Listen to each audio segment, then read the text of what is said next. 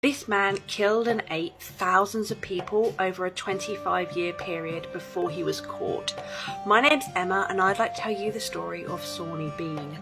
Sawney Bean was born in the 16th century in Scotland. He didn't particularly like what his family did for a living, he didn't think it was for him, so he left, and he left with a woman named Black Agnes Douglas. She was known to locals as a witch. She also, shall we say, had the same inclinations as Sawney, so they went and they decided to live in a coastal cave. And to survive, they would rob travellers, kill them, and then eat them.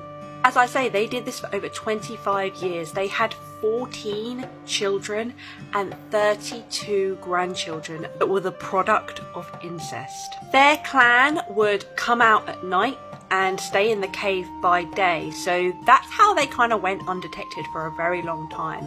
At night they would come out, they would ambush travellers, rob them, kill them, dismember them, and cannibalize them. They would pickle the leftovers in barrels, and any kind of discarded parts that they didn't want they threw away into the sea. Now these parts sometimes became washed up on beaches, and locals thought that animals were out killing travellers. They believed that this clan had up to 5,000 victims, and this didn't go unnoticed by local villagers. Villagers were like, what's happening? And this led to innocent people in the town being hung, particularly local innkeepers, as these were often the last people to see these victims alive. One day, the Sawney Bean clan ambushed a couple going along the road. Now, the man managed to get away, but the wife was killed. They say that they sucked out her blood and pulled her intestines out.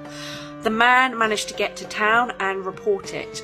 Once reported, the king sent out a search, and the bloodhounds took them to Sawney Bean's cave.